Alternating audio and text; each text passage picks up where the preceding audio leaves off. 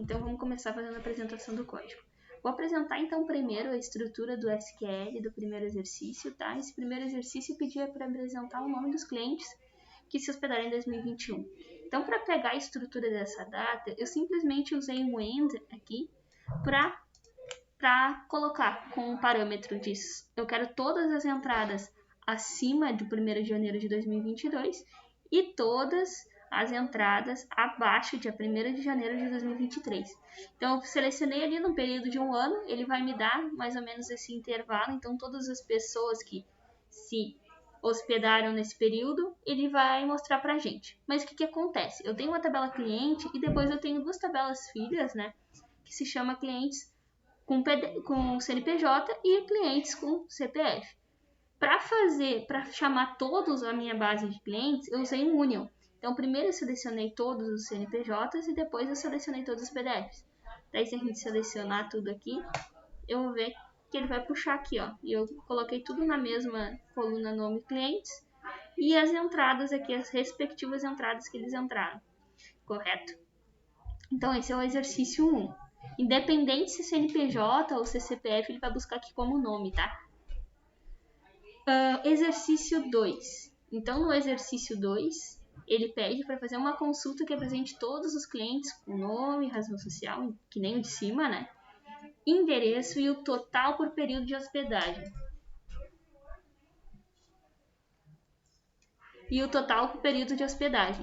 Então, eu fiz exatamente a mesma coisa. Eu usei um Union aqui. Primeiro eu fiz um select para buscar os clientes com CNPJ, depois eu fiz um select para buscar os clientes com PDF, certo? Só que o que eu fiz de diferente daquele outro SQL, tá? Aqui nesse exercício eu fiz dois códigos, porque eu vi que dá para fazer da mesma forma. Primeiro eu fiz usando 2AND, e depois eu fiz o mesmo código usando o InnerJoin, e daí eu percebi que dá para fazer, que vai trazer o mesmo resultado. Logo eu já vou printar aqui, e que ele dá ok certinho ali.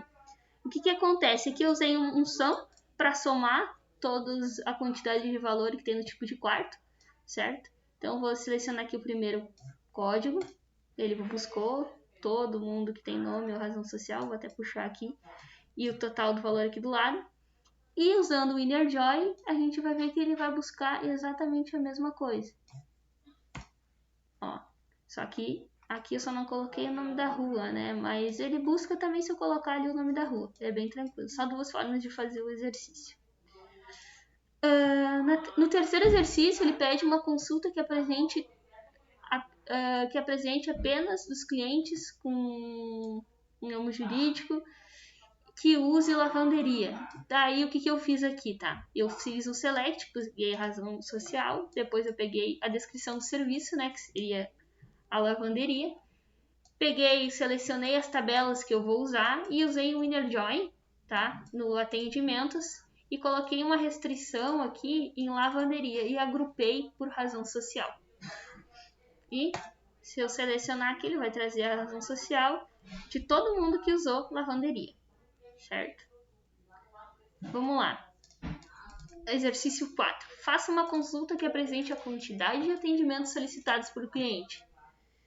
Nesse exercício, ó, eu usei um count na quantidade de atendimentos e pedi para agrupar aqui por ID de cliente de hospedagem, né? Então, por causa da relação, na estrutura que eu tenho no meu banco de dados, eu preciso relacionar os clientes com CPF, atendimentos e hospedagens. Porque daí depois eu vou colocar lá em atendimento e hospedagens, vou fazer ali, primeiro eu vou pegar todos que tem o ID de hospedagem e o ID, né, dentro de atendimentos, para ele pegar o mesmo ID, e depois hospedagem clientes e que tenham em clientes CPF, tá? E eu usei um group by aqui para unir esses clientes. Aqui eu vou pegar só os clientes que têm CPF. Eu fiz o mesmo código usando count também para pegar os clientes com razão social. Depois eu usei um union para unir esses caras. Então, para trazer todo mundo que tem razão, independente se é razão social ou se é nome, ele trazer para mim e contar aqui a quantidade de atendimentos, certo? Aqui na questão 5, tá? Na questão 5, ele pede para mim fazer uma consulta que apresente o nome e o estado dos clientes que já se hospedam no quarto, que já se hospedaram, aliás, no quarto 2101. Então aqui eu também usei o Munion, tá, para unir as duas consultas da razão social e o nome. E botei a restrição aqui para puxar apenas do quarto 2101. Aí a gente seleciona aqui, dá um run para rodar e eu pego que a empresa Antônio 4 foi a única empresa que se hospedou nesse quarto 101 aqui. Aqui eu posso fazer uma consulta que apresente as reservas em que o cliente não compareceu. Então lá nas reservas eu tenho se o cliente apareceu ou não e eu coloco a restrição aqui de não realizado, ou seja, reserva não realizada. E daí ele busca aqui para mim só o que não realizou, certo? Aqui no exercício 7, eu faço uma consulta que apresente a quantidade de clientes que já se hospedaram em um quarto de luxo. Então aqui eu usei um select, né? Consegui unir aqui as tabelas hospedagem, quarto, tipo de quarto. Comparei os IDs de quartos aqui com dentro de hospedagem e do ID do tipo dentro de tipos de quarto e coloquei a restrição da descrição do tipo de quarto luxo.